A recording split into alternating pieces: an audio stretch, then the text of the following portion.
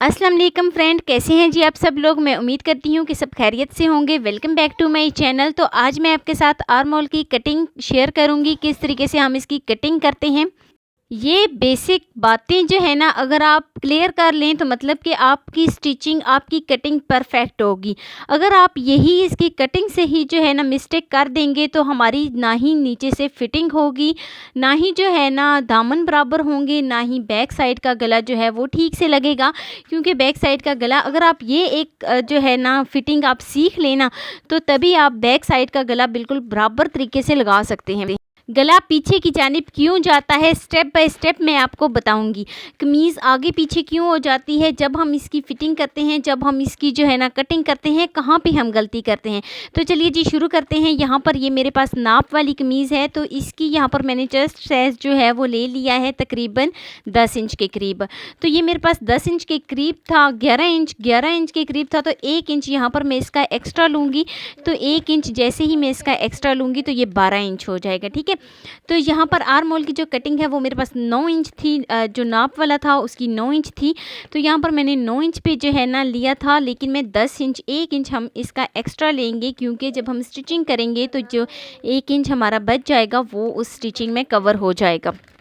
तो सबसे पहले नेक जो है इसकी हम कर लेते हैं सेटिंग। तो इसके लिए यहाँ पर मैंने इसकी 4 इंच जो है ना चौड़ाई पे हमने निशान लगाया है और 5 इंच लंबाई पे।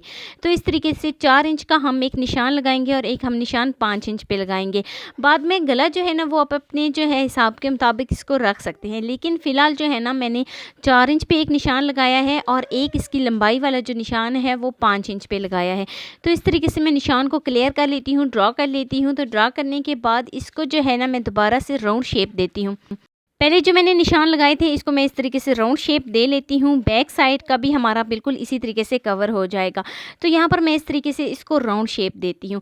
तो जो हमारे पास आर्म होल की जो कटिंग थी, जो हमारे पास नाप था ना वो 9 इंच पे था, तो हमने उसका 10 इंच कवर करना है। 10 इंच हमने किस तरीके से करना है कि 10 इंच को हमने जो है लेना है, क्योंकि जब 1 इंच जब हम स्टिचिंग करेंगे तो 1 इंच हमारा उसमें कवर हो जाएगा। तो यहाँ पर मैं 10 इंच पे एक निशान लगाती हूँ। 10 इंच पे निशान लगाने के बाद जो है ना अब चलते हैं जी चेस्ट साइज़ का। तो वो हम किस तरीके से लेंगे, तो शुरू में जो हमारा आया था वो 11 इंच पे था। तो 11 इंच आया था तो हम उसका निशान जो है ना 12 इंच पे लगाएंगे। 12 इंच पे अभी मैं निशान लगाने लगी हूँ। 12 इंच पे निशान लगाने के बाद जो है ना अब चलते हैं जी नेक्स्ट स्टेप की तरफ, जो कि बहुत ज़्यादा अहम है, बहुत ज़्यादा इम्पॉर्टेंट है। तो जहाँ पर हम जो है ना बहुत कॉमनली अक्सर लोग जो है वो गलती करते हैं। तो वो गलती क्या करते हैं कि यहाँ पर हम बिल्कुल जो हमारा नाप था उसका हम साइज़ ले लेते हैं कि उसके आर्म होल की कटिंग, जो उसकी शोल्डर की कटिंग, जो उसका शोल्डर का जो नाप है वो कितना था। तो देखिए इसकी लंबाई जो है ना वो हमारे पास 10 इंच पे आ रही है। तो यहाँ पर हमने लंबाई 10 इंच ही लेनी है और 1 इंच हमने एक्स्ट्रा कटिंग करनी है। 1 इंच पे हमने एक्स्ट्रा मार्क करना है, क्योंकि जब हम स्टिचिंग करेंगे तो वो उसमें कवर हो जाएगा। तो यहाँ पर हम इसका निशान लगाएंगे लंबाई के ऊपर 10 इंच। तो 10 इंच यहाँ पर हम निशान लगाएंगे और 10 इंच निशान लगाने के बाद अब हम ऊपर से इसको निशान लगाएंगे। ऊपर से किस तरीके से निशान लगाना है, यहाँ पर मैं एक निशान को ड्रॉ करती हूँ और इस तरीके से निशान को ड्रॉ करने के बाद जो है ना मैं इसको ऊपर की जानिब इस तरीके से थोड़ा सा हमने तिरछा रखना है। जो हमारा स्केल है ना उसको हमने थोड़ा सा तिरछा रखना है। तिरछा रखने के बाद जो है ना हम इसके ऊपर इस तरीके से निशान लगा लेते हैं।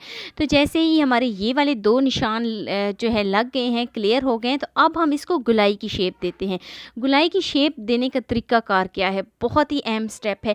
ये बात आपने ध्यान से सुननी है कि यहाँ पर हम जो है ना स्केल को थोड़ा सा तिरछा रखेंगे। तिरछा कितना रखना है कि यहाँ पर आप बेशक जो है ना 1.5 इंच का, जो मैंने पहले वाली लाइन ड्रॉ की है ना उससे 1.5 इंच जो है वो नीचे से तिरछा होगा इस तरीके से। तो यहाँ पर जैसे ही ये राउंड शेप में हम, जैसे हमने नेक को राउंड शेप दी थी ना, बिल्कुल इसी तरीके से हम इसको भी राउंड शेप दे लेते हैं। तो शोल्डर को यहाँ पर मैंने राउंड शेप दे ली है। राउंड शेप देने के बाद जो है ना एक हम जो है यहाँ पर जो अहम गलती करते हैं कि हमारा गला जो है वो पीछे की जानिब क्यों जाता है। उसके लिए सबसे मेन गलती जो होती है वो ये वाली होती है कि यहाँ पर हमने तिरछी लाइन लगानी होती है। हम क्या करते हैं कि बिल्कुल सीधी इसकी सिलाइयाँ लगा देते हैं, बिल्कुल स्ट्रेट कर देते हैं। यहाँ पर हमने तिरछी लाइन लगानी होती है और नीचे से तकरीबन 2 इंच या 1.5 इंच तक हम जो है ना इसका गैप छोड़ते हैं। इस तरीके से हम इसकी तिरछी लाइन लगाते हैं। यहाँ पर मैं इसके आर्म होल के एक राउंड शेप दूंगी कुछ इस तरीके से। तो इस तरीके से मैंने इसको एक और राउंड शेप दे ली है और अब चलते हैं जी नेक्स्ट स्टेप की तरफ, जो कि बहुत ज़्यादा इंपॉर्टेंट है। तो यहाँ पर हम क्या करेंगे कि चेस्ट साइज़ जो था वो हमारा तकरीबन 12 इंच पे था, तो 12 इंच पे हम इस तरीके से तिरछा स्केल रखेंगे और इस तरीके से तिरछी इसकी लाइन लगाएंगे। दोनों साइडों पे बिल्कुल इसी तरीके से हम लगा लेते हैं। तो ये वाली जो हमारी नाप था ना वो तकरीबन 6 इंच पे था। तो यहाँ पर हमने ये लगा लिया, ये हमने ड्रॉ कर लिया है। ड्रॉ करने के बाद अब हम इसका निशान लगाते हैं कमर का। कमर का निशान किस तरीके से लगाया जाता है, कमर का निशान अभी मैं आपको इस तरीके से ड्रॉ करके दिखाती हूँ कि हम थोड़ा सा इसको राउंड शेप देंगे। यहाँ से नीचे की जानिब हम थोड़ा सा इसको राउंड शेप देंगे।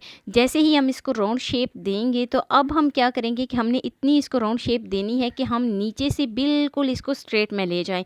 तो जैसे ही हम बिल्कुल नीचे से स्ट्रेट में लेके जाएंगे तो ये हम तकरीबन इसका 2 इंच का गैप छोड़ेंगे। 2 इंच का गैप छोड़ने के बाद अब हम इसको इस तरीके से बिल्कुल सीधी इसकी लाइन ड्रॉ कर लेंगे। जो हमने कमर का जो हमने ड्रॉ किया था ना वो हमने थोड़ा सा राउंड शेप में ड्रॉ किया था। राउंड शेप में ड्रॉ करने के बाद अब हम नीचे इसको बिल्कुल स्ट्रेट लाइन में ले जाएंगे और इस तरीके से यहाँ पर अब हम क्या करेंगे कि जो हमारा चेस्ट साइज़ था ना तकरीबन 12 इंच पे हम इस तरीके से एक लाइन लगा लेते हैं।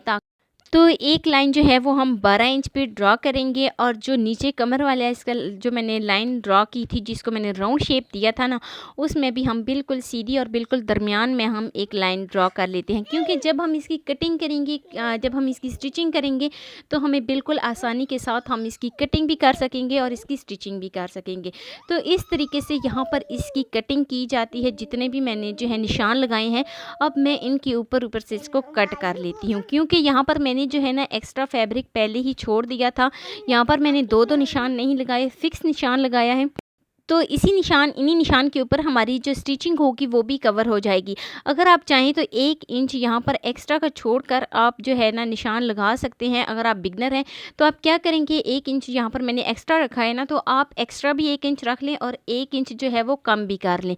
तब जाके आप 2 निशान लगाएं और आपको क्लियर हो जाएगा कि हमने स्टिचिंग कहाँ से करनी है और जो है ना हमने कटिंग कहाँ से करनी है। लेकिन ये जो है ना ये आप बेशक जब आप कटिंग कर लें, शर्ट की कटिंग अच्छे तरीके से आप कर लें, उसके बाद जो है ना आप बेशक 1 इंच जो है ना कम कर सकते हैं और 1 इंच कम पे आप निशान लगा सकते हैं। तभी एक परफेक्ट तरीके से स्टिचिंग भी होती है, परफेक्ट तरीके से कटिंग भी होती है। हम बिल्कुल नाप के ऊपर रहते हैं कि नाप ऊपर रखेंगे और इसकी स्टिचिंग जो है ना इसकी कटिंग कर लेंगे। लेकिन ऐसा करना किसी हद तक ठीक है, लेकिन उससे क्या होता है कि कहीं ना कहीं शर्ट का कभी कमीज़ का जो गला होता है वो पीछे की जानिब जा रहा होता है, कभी कमीज़ जो होती है वो तिरछी हो जाती है, एक तरफ चली जाती है। तो पहले मैंने इसको बहुत ही अच्छे तरीके से प्रेस किया था। प्रेस करने के बाद फिर मैंने इसको जो है ना ड्रॉ किया था। तो ड्रॉ करने के बाद अब मैं इसकी कटिंग करूँगी। तो यहाँ पर जो कमर का साइज़ था ना वो 11 इंच था, वैसे जो था ना 10 इंच तकरीबन था, 10.5 इंच वहाँ पे मैंने निशान लगाया था, लेकिन कमर का जो साइज़ था वो 11 इंच पे था। तो इस तरीके से 9 इंच पे मैंने एक निशान लगाया था। तो अब यहाँ पर मैं इसको कटिंग कर लेती हूँ। तो कटिंग इसकी किस तरीके से की जाती है, यहाँ पर बिल्कुल जो मैंने निशान लगाए हैं उनके ऊपर से मैं इसको कट कर लेती हूँ। अच्छा, जो स्टिचिंग की वीडियो है वो मैं आपके साथ अगर आप चाहें तो मैं जो है ना नेक्स्ट वीडियो इसके लिए बना सकती हूँ, उस वीडियो में मैं अपलोड कर सकती हूँ। आपने मुझे ये कमेंट सेक्शन में बताना है। तो फ़िलहाल ये कटिंग की ही थी। तो ये है जी, इस तरीके से आप कटिंग बिल्कुल आसानी से किसी भी साइज़ का हो, चाहे जो है ना लार्ज हो स्मॉल हो, आप किसी भी साइज़ की कटिंग कर सकते हैं। तो उम्मीद करती हूँ कि मेरी आपको आज की वीडियो पसंद आई होगी। वीडियो आपको अच्छी लगी हो तो लाइक कर देना। फर्स्ट टाइम है चैनल को तो चैनल को लाजमी सब्सक्राइब कर देना और बेल आइकन को लाजमी प्रेस कर देना। मुझे कमेंट सेक्शन में लाजमी बताना कि मेरी आपको वीडियो कैसी लगती है। तो मिलेंगे एक नेक्स्ट वीडियो में एक नई जो है ना एक नई टेक्निक के साथ।